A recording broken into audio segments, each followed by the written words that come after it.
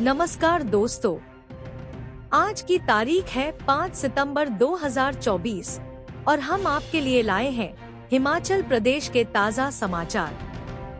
लेकिन पहले एक सवाल, आप हिमाचल के किस खूबसूरत कोने से ये खबरें सुन रहे हैं?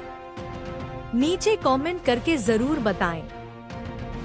अब थोड़ी सी गंभीरता के साथ, अगर आप हिमाचल के विकास, पर्यटन और सामाजिक क्षेत्र की हर छोटी बड़ी खबर से अपडेट रहना चाहते हैं, तो हमारे चैनल को सब्सक्राइब करें। जी हाँ, फटाफट सब्सक्राइब का बटन दबाएं और हमारे साथ जुड़े। और हाँ, अपडेट्स के लिए हमें फॉलो करना मत भूलिए।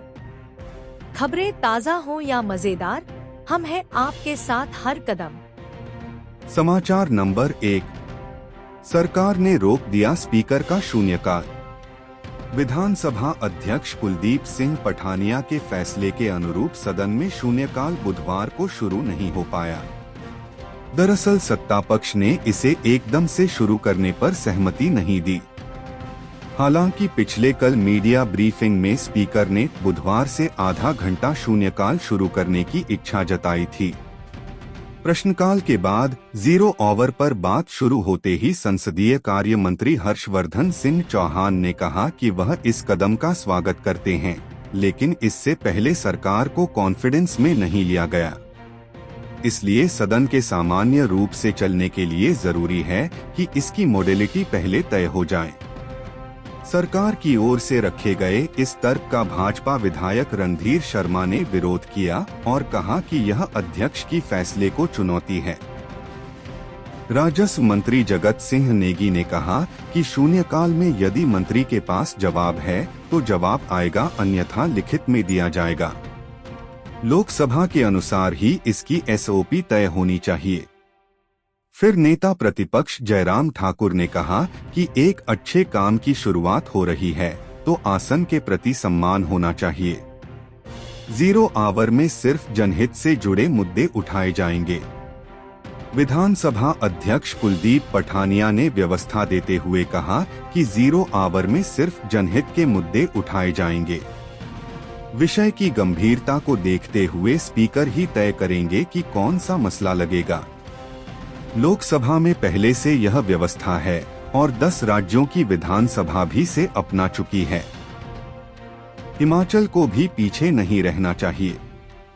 इसके बाद विधानसभा अध्यक्ष ने पॉइंट ऑफ ऑर्डर के तहत मामले लेना शुरू किए। मुख्यमंत्री सुक्खू बोले, पहले मामले को लेकर बैठक करेंगे। मुख्यमंत्री सुखविंदर सिंह सुक्खू ने कहा कि हर संस्था की एक गरिमा है, चाहे स्पीकर हो, सरकार हो या न्यायपालिका हो, क्योंकि इस मामले में अभी चर्चा की जरूरत है, इसलिए इसे अगले सेशन से लागू किया जाएगा। मुख्यमंत्री सुखविंदर सिंह सुक्खू ने कहा कि अभी सरकार इसके लिए तैयार नहीं है। मुझे अपने मंत्रियों और अफसरों से भी बात करनी है। इसके बाद आपके साथ बैठक करेंगे। समाचार नंबर 2, वन विभाग का डिविजनल मैनेजर सस्पेंड, इस कारण गिरी गाज। रिश्वत लेने के मामले में गिरफ्तार डिविजनल मैनेजर को विभाग ने निलंबित कर दिया है। इस बारे में वन विभाग के अतिरिक्त मुख्य सचिव के पंत ने अधिसूचना जारी की है। आरोपी को 48 घंटे तक पुलिस हिरासत में रहने के बाद जारी किए हैं। DM को PCCF वाइल्ड लाइफ में ड्यूटी ज्वाइन करने को कहा है। उन्होंने कहा कि आगामी आदेश के बिना मुख्यालय को छोड़ नहीं पाएंगे। गौरतलब है कि नाहन में विजिलेंस की टीम ने राज्य वन निगम लिमिटेड के डिविजनल मैनेजर को रिश्वत लेते हुए रंगे हाथों दबोचा था। आरोपी पर शिकायतकर्ता वन निगम के एक ठेकेदार से 67 लाख रुपए के बकाया बिलों को पास करने की एवज में 2% कमीशन की डिमांड करने का आरोप था।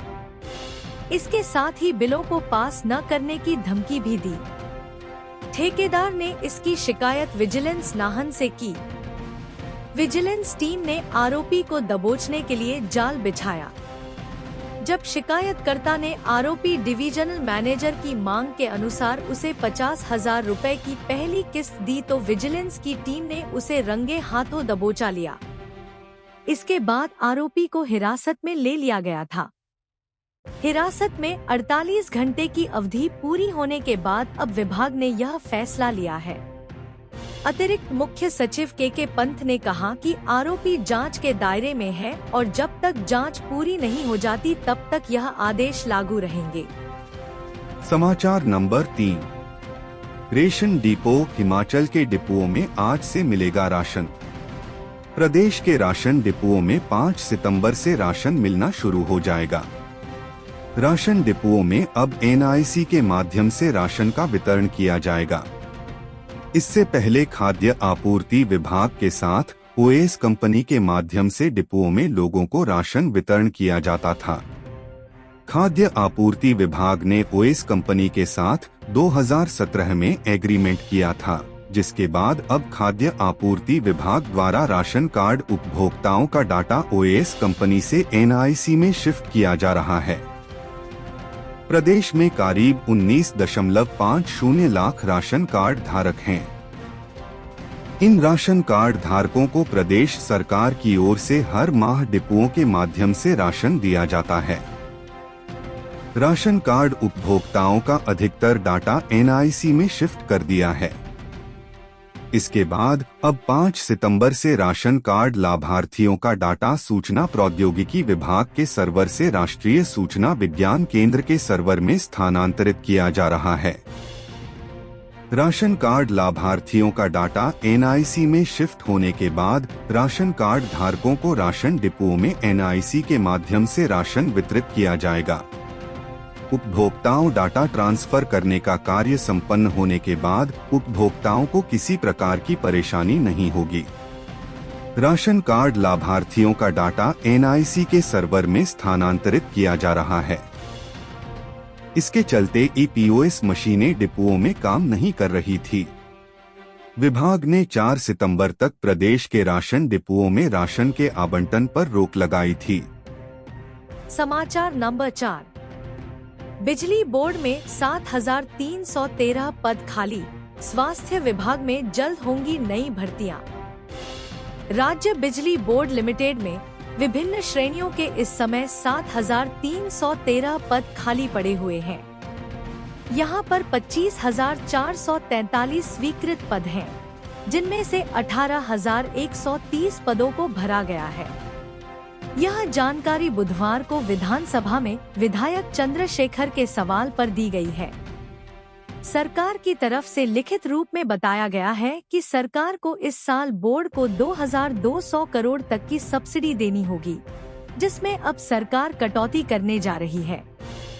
बताया गया कि बिजली बोर्ड में युक्तिकरण की कवायद चल रही है, जिसके चलते 2 सिविल सर्किल व 1 कंस्ट्रक्शन सर्किल के साथ डिवीजन व सब डिवीजनों को बंद कर दिया गया है। इसके साथ 286 पद अलग अलग श्रेणियों के भी खत्म किए गए हैं। स्वास्थ्य विभाग में जल्द होंगी नई भर्तियां। सरकार स्वास्थ्य महकमे में नई भर्तियां करने वाली है।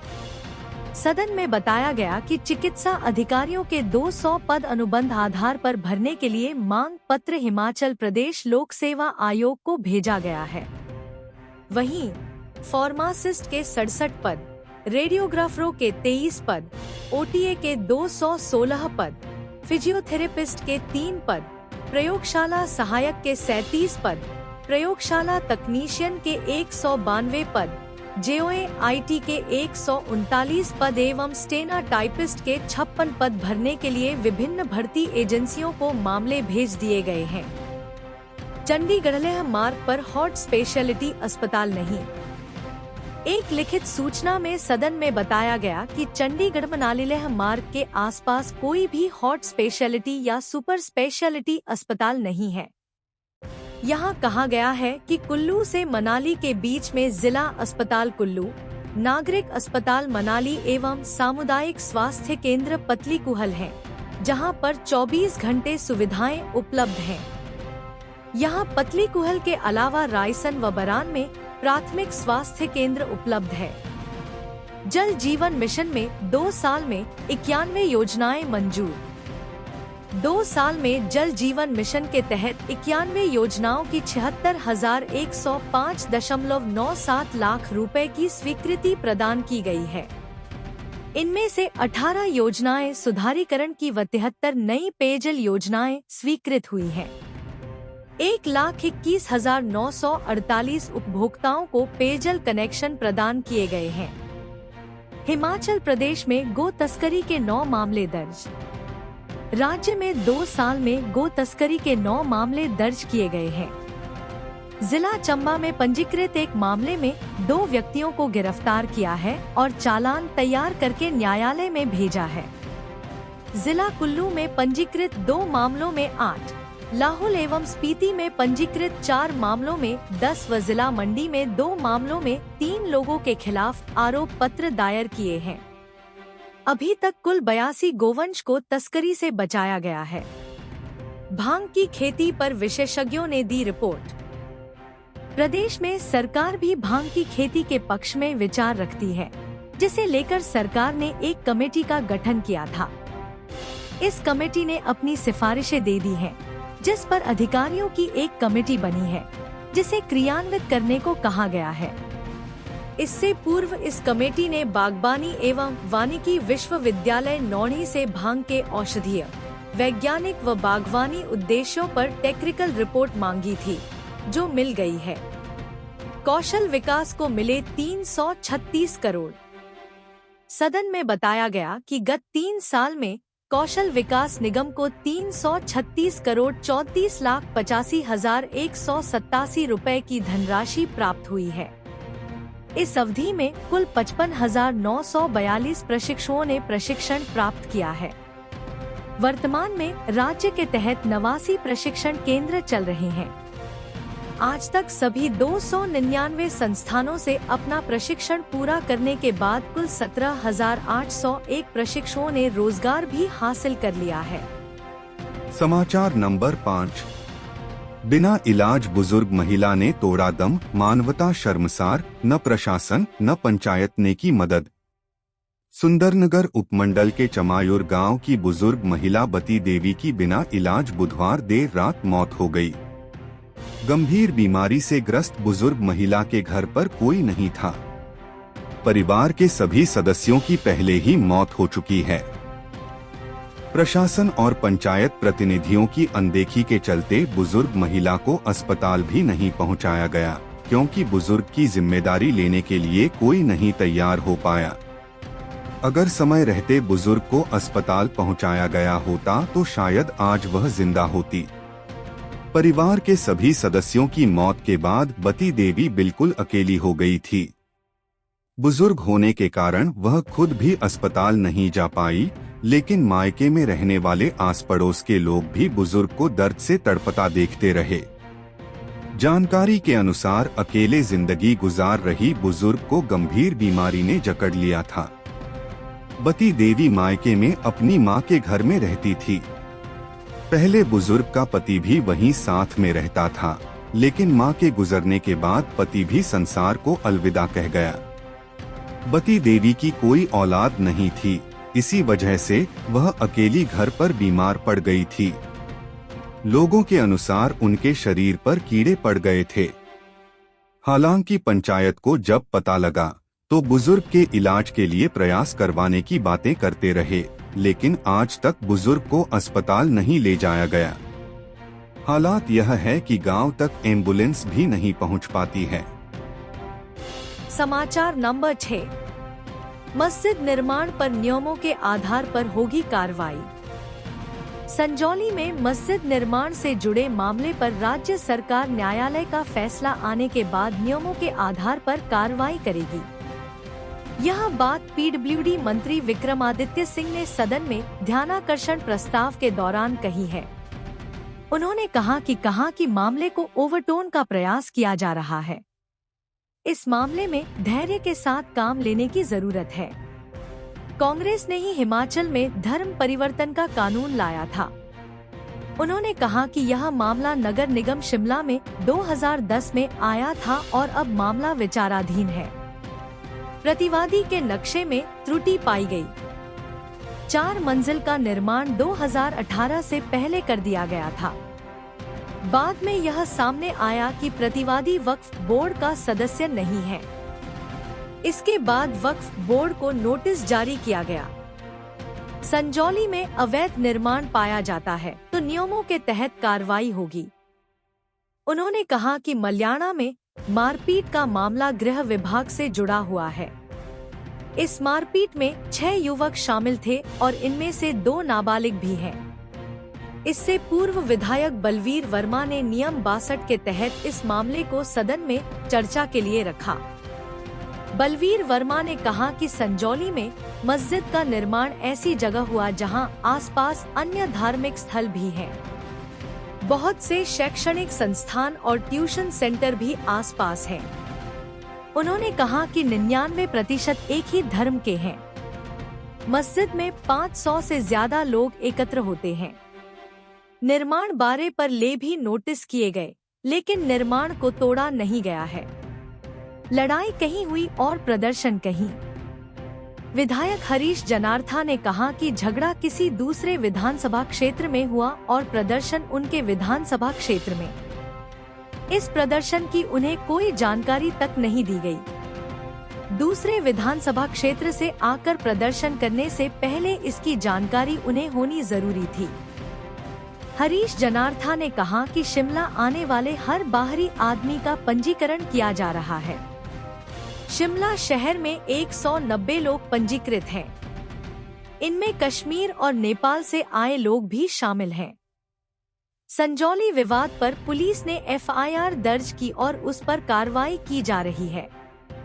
मामले की जांच की गई है। मस्जिद वक्फ बोर्ड की जमीन पर बनी है। हिमाचल आने वालों का पंजीकरण जरूरी।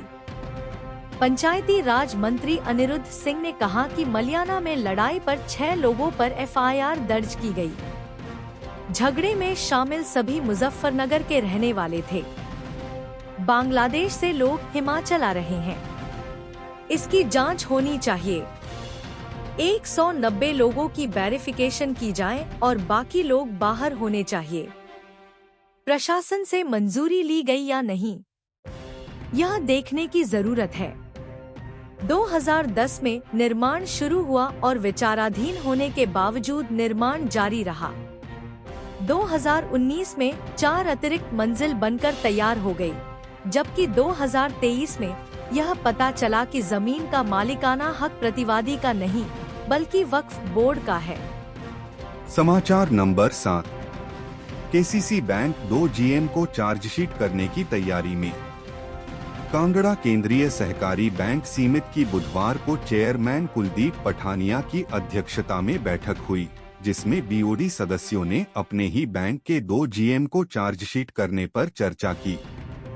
कुछ निदेशकों ने इस निर्णय पर अपना विरोध भी जताया, लेकिन कुछ ने कई आरोप लगाए। कांगड़ा बैंक में पिछले कुछ समय से सब कुछ ठीक नहीं चल रहा है। बैंक के एमडी भी बीओडी बैठकों में भाग नहीं ले रहे हैं। जिन जीएम पर बीओडी कार्रवाई करने के मूड में है, वह भी छुट्टी पर चले गए हैं।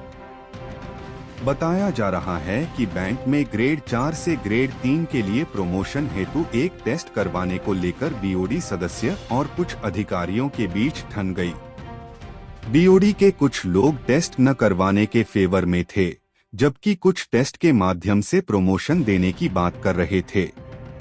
इसके अलावा अन्य कारण यह बताया जा रहा है कि बैंक के निदेशक देशराज ने दोनों ही जीएम पर बैठक के दौरान लिखित आरोप पढ़े और अधिकर सदस्यों के समर्थन के बाद उन्हें चार्जशीट करने की बात कही। आरोप लगने के बाद उसकी जांच करवाई जाती है और जांच में आरोप सत्य पाए जाने के बाद उन पर आगामी कार्रवाई की जाती है। बैंक कर्मियों को मिलेगा बोनस। कांगड़ा बैंक के कर्मचारियों को बीओडी की बैठक में बोनस देने का भी अहम निर्णय लिया गया। कर्मचारियों को 8.33% बोनस देने का निर्णय लिया गया है। इसके अलावा 8 सितंबर को ग्रेड 4 से ग्रेड 3 के लिए होने वाला टेस्ट भी आयोजित किया जाएगा। उसके बाद ही प्रमोशन हो पाएगी। समाचार नंबर 8। पीएम श्री में 324 करोड़ से स्मार्ट बनेंगे 180 school. Prime minister schools for rising India यानी पीएम श्री में हिमाचल प्रदेश के चयनित 180 स्कूल 324 करोड़ से स्मार्ट बनेंगे। राइजिंग इंडिया के स्कूल बनाने को केंद्र सरकार हर चयनित स्कूल को 1 करोड़ 80 लाख का बजट प्रदान करेगी। इससे स्कूलों में इंफ्रास्ट्रक्चर डेवलपमेंट के तहत smart class room, lab, sports ground, green school बनाने, सोलर पैनल सिस्टम स्थापित करने सहित अन्य उच्च स्तरीय सुविधाएं प्रदान की जाएंगी। केंद्र सरकार की ओर से देश भर में चयनित 14,500 स्कूलों की 2027 तक तस्वीर बदलने का लक्ष्य रखा गया है। इसके लिए अब जल्द ही पहली किस्त के रूप में इंफ्रास्ट्रक्चर के बेसिक डेवलपमेंट के लिए सितंबर-अक्टूबर माह में स्कूलों को समग्र शिक्षा के तहत पैसा मिल जाएगा। पीएम श्री योजना के अंतर्गत प्रदेश में 180 स्कूलों का चयन किया गया है। इनमें राज्य के 56 प्राइमरी, 5 माध्यमिक और 119 सीनियर सेकेंडरी स्कूल शामिल हैं। इन स्कूलों में अति आधुनिक स्टेट ऑफ आर्ट सुविधाएं विकसित की जाएंगी ताकि ये स्कूल राज्य के बाकी शिक्षण संस्थानों के लिए एक मॉडल के रूप में कार्य कर सके। उक्त स्कूल अपने ब्लॉक के मेंटर स्कूल भी होंगे, जिसमें सुविधाएं विकसित होने पर ट्रेनिंग सहित अन्य संचालन भी उक्त से ही हो पाएंगे। नेशनल एजुकेशन पॉलिसी 2022 के अंतर्गत चलाए जाने वाले इन स्कूलों में ढांचागत सुविधाएं विकसित की जाएंगी। देश भर में ऐसे 14,500 पीएम श्री स्कूल खोले गए हैं, जिसमें केंद्र द्वारा हिमाचल के 180 स्कूल इस योजना में लिए गए हैं। पीएम श्री स्कूलों में राष्ट्रीय शिक्षा नीति के सभी घटकों की झलक होगी। इनमें अति आधुनिक smart classroom, lab, solar panel system, green school यानी पर्यावरण फ्रेंडली, खेल मैदान, एसएमसी सिस्टम, राष्ट्रीय व अंतर्राष्ट्रीय स्तर के रिसोर्स पर्सन भी स्कूलों में पहुंचेंगे, जिससे छात्रों को पुस्तकों के अलावा प्रैक्टिस से भी सीख पाएंगे। पहली किस्त की उम्मीद। समग्र शिक्षा जिला परियोजना अधिकारी कांगड़ा एवं डाइट प्रिंसिपल नीना पुन्न ने बताया कि पीएम श्री योजना के तहत प्रदेश के 180 स्कूलों सहित कांगड़ा 29 स्कूलों का चयन हुआ है। इसके लिए 1.80 करोड़ बजट का प्रावधान वर्ष 2027 तक किया गया है। जल्द ही पहली किस्त मिलने की उम्मीद है। समाचार number 9। Online fraud, luxury car के लालच में लुटाए 11.5 लाख रुपए। जिला के एक व्यक्ति से शातिरों ने 11.5 लाख रुपए की ठगी की है। केबीसी के नाम पर फ्रॉड कॉल कर लग्जरी गाड़ी इनाम में निकलने का झांसा देकर व्यक्ति को ठगी का शिकार बनाया गया। लग्जरी गाड़ी के लालच में व्यक्ति अपनी गाढ़ी कमाई के 11.5 लाख रुपए लुटा बैठा। 1 महीने तक व्यक्ति गाड़ी के चक्कर में रुपए लुटाता ही रहा। शातिर हर बार गाड़ी देने के लिए कुछ औपचारिकता पूरी करने की बात कहते तथा उसके लिए रुपए की डिमांड कर देते। व्यक्ति इनके झांसे में आकर रुपए देता रहा। 1 महीने तक यही सिलसिला चलने के बाद जब उसे समझ आया कि उसके साथ धोखा हो रहा है, तो उसने मामला पुलिस तक पहुंचाया। पुलिस ने मामले में कार्रवाई करते हुए इसका करीब 2 लाख रुपए होल्ड भी करवा दिया है। यह इसे माननीय न्यायालय की निर्धारित औपचारिकताएं पूरी करने के उपरांत पुलिस के माध्यम से मिल जाएगा। जानकारी के मुताबिक लाखों रुपए की साइबर ठगी एक व्यापारी से की गई है। हमीरपुर जिला का एक व्यापारी शातिरों के झांसे में आ गया। शातिरों ने फ्रॉड कॉल कर बताया कि वह केबीसी से बोल रहे हैं तथा उसे एक लग्जरी कार इनाम में निकली है। व्यक्ति शातिरों के झांसे में आ गया तथा लग्जरी कार के सपने देखने लग पड़ा। बाद में शातिरों ने लग्जरी कार को देने के लिए कुछ औपचारिकताएं बताईं। इन औपचारिकताओं को पूरा करने में व्यक्ति से कई बार रुपए लिए गए। कुल मिलाकर जब 11.5 लाख रुपए व्यक्ति दे बैठा तो किसी के समझाने के उपरांत उसने पुलिस का दरवाजा खटखटाया। पुलिस अधीक्षक हमीरपुर भगत सिंह ठाकुर ने लोगों से अपील की है कि शातिरों के झांसे में न आएं। वरिष्ठ अधिवक्ता एवं भाजपा नेता नरेंद्र शर्मा का निधन। गगरेट जिला ऊना के प्रख्यात अधिवक्ता एवं भाजपा नेता नरेंद्र शर्मा का बुधवार को हृदयगति रुक जाने से निधन हो गया। बुधवार को वह सब डिविजनल मजिस्ट्रेट गगरेट की अदालत में एक केस के सिलसिले में आए थे कि वहीं उनकी तबीयत खराब हो गई। उन्हें सिविल अस्पताल गगरेट लाया गया। यहां पर डॉक्टरों ने उन्हें मृत घोषित कर दिया। वह 69 वर्ष के थे। वर्ष 2007 में वह विधानसभा चुनाव में विधानसभा क्षेत्र चिंतपूर्णी से भाजपा टिकट पर चुनाव में भी उतरे थे। मूल रूप से उपमंडल अंब के पंजोआ गांव के निवासी वरिष्ठ अधिवक्ता नरेंद्र शर्मा ने अपने वकालत के पेशे की शुरुआत उपमंडल न्यायालय परिसर अंब से शुरू की थी। समाचार नंबर 10। महिलाएं पौधे बचाएंगी और पैसे कमाएंगी। मुख्यमंत्री सुखविंदर सिंह सुक्खू ने कहा है कि पंचायतों में महिला मंडलों के सहयोग से जंगलों में लगाए जाने वाले पौधों का संरक्षण किया जाएगा। इसकी एवज में महिला मंडलों को पैसा भी दिया जाएगा, जो उनकी कमाई का जरिया बनेगा। लाहौल स्पीति से इसकी शुरुआत हो गई है। इसके साथ सरकार वनों को आगजनी की घटनाओं से बचाने और पौधों के संरक्षण को सुनिश्चित करने के लिए भविष्य में वन मित्रों की भी भर्ती करेगी और यह भर्ती टेम्परेरी आधार पर होगी। बुधवार को विधानसभा में विधायक रणधीर शर्मा द्वारा पूछे गए सवाल के जवाब में मुख्यमंत्री सुखविंदर सिंह सुक्खू ने यह जानकारी सदन को दी। मुख्यमंत्री ने माना कि हर साल लाखों पौधे लगाए जाते हैं, जिस पर करोड़ों रुपए का खर्च किया जाता है, मगर इन पौधों की सर्वाइवल रेट मात्र 50% तक है। उन्होंने कहा कि जिस पंचायत में पौधारोपण होगा, वहां के महिला मंडल को भी इसमें शामिल किया जाएगा। उन्होंने कहा कि पौधरोपण अभियान में 60% फलदार पौधे ही लगाए जाने का प्रावधान किया गया है। विधायक रणधीर शर्मा द्वारा वन क्षेत्रों में वन विभाग की योजनाओं के तहत धन के आवंटन में पक्षपात के आरोपों को सीएम ने नकारते हुए कहा कि इसमें कोई भेदभाव नहीं हो रहा है और सभी हलकों में बराबर पैसा बांटा जा रहा है। जयराम ने लगाया पौधा और मैं कर रहा देखभाल। मुख्यमंत्री सुखविंदर सिंह ने चुटकी लेते हुए कहा कि ओकोवर में पूर्व मुख्यमंत्री जयराम ठाकुर ने भी एक पौधा लगाया था, जिसकी देखरेख आज मैं कर रहा हूँ। इस पर सदन में ठहाके गूंज उठे। सीएम ने कहा कि लोगों की खुद की भी जिम्मेदारी होती है कि उनके आसपास पौधे लगे और वे उनकी देखरेख करें। कांगड़ा में पेंशन के 200 मामले 3 महीने में निपटेंगे। सामाजिक न्याय एवं अधिकारिता मंत्री धनी राम शांडिल ने कहा कि कांगड़ा जिला में 31 जुलाई तक वृद्धावस्था व विधवा पेंशन के 200 नए मामले लंबित हैं, जिनकी औपचारिकताओं को जल्द पूरा करने के बाद 3 महीने में निपटा दिया जाएगा। 9,514 लोगों को पेंशन की सुविधा प्रदान की गई है।